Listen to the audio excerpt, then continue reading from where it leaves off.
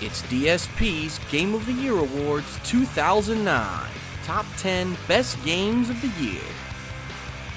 Number 6. Left 4 Dead 2. Left 4 Dead 2 is actually a pretty interesting case. Valve Software announced the sequel to Left 4 Dead 1 not more than just a few months after the release of the original Left 4 Dead.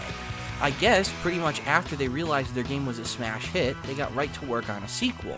And this caused a lot of controversy among the internet community. In fact, there were actually a group of gamers who were organizing an official boycott of Left 4 Dead 2, stating that Valve should put a lot more support into their original release of Left 4 Dead 1. I guess what the common feeling was that, spending $60 to buy a retail release of a game, you really should get more than a year's worth of support out of it from the company who released it, especially because before release of Left 4 Dead 1, Valve had actually announced there would be several different DLCs and additional patches and content releases, which it didn't seem like about midway through the year they were really going to follow up on. So what did Valve do? Well, they reacted to the situation pretty professionally.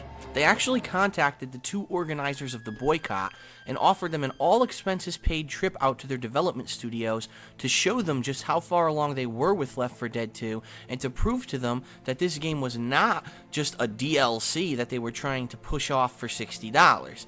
And once these guys were flown out and checked it out, when they returned, they basically said, you know what? Valve is right. They put enough effort into this game to warrant this to be a new sequel and to warrant a $60 purchase. We're calling off the boycott.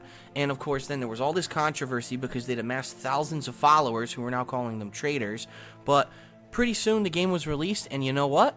This game really was worth another $60 purchase. I mean, there's just so much new here that makes it a legitimate sequel. You've got the addition of melee weapons, which completely changed the gameplay from the original Left 4 Dead 1, where most of the time you just found yourself swinging around with your left trigger rather than wasting bullets on all those normal zombies. Now you can't do that anymore because you get tired, so pick up a melee weapon, swing around, and see some of the most goriest moments ever recorded in video game history. It's just fucking awesome to see a head popping off left and right. In addition to just the melee weapons, there's a lot of new game modes. There's not only the standard 5 new campaigns, but there's also survival mode right there from the get-go. There's the versus mode is making a return. There's also a mode where you basically have to collect different fuel canisters in order to survive. So there's enough here to warrant a $60 purchase, and I haven't even scratched the surface of the new zombies. I mean, the Charger, the Spitter, the Jockey, there's a lot of cool new stuff here, and then also the tweaks on the original Special Infected really give this game a nice edge. And the major improvement that I think is the best improvement is that the AI director got a major overhaul, and this game, even on normal difficulty settings, is a hell of a lot harder than Left 4 Dead 1. I mean, in Left 4 Dead 1, once you played through a campaign once or twice, as long as you had a party who knew what they were doing and didn't run off and get killed by themselves, you could pretty much get through any campaign, and then once you learn the ins and outs and the little tricks of where to stand and survive, you could pretty much beat them on the harder difficulty levels.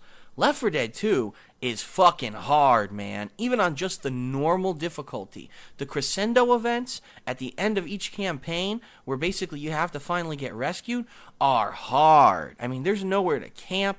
These are usually more open areas than anything else, and it's just really a challenge of your wits and your skill, as opposed to just knowing where to stand or where to camp or how to cheat to survive. So, Left 4 Dead 2, in my opinion, definitely worth another $60 purchase. Everything's been improved, and yes, some people are complaining it runs on the same engine, but from what I saw, this game looks a lot better than Left 4 Dead 1 as well. Maybe it's just the addition of a lot more detail in the graphics, a lot more gore, but I really like the presentation. I think it looks a lot more scary than the first game, and that's fucking something positive for me. So, overall, great game, and Valve, to be completely honest with you, if you can pump out a sequel that's just as good as Left 4 Dead 2 every year, I'm not going to complain, and I'll keep putting down my hard-earned money to buy it. Good job.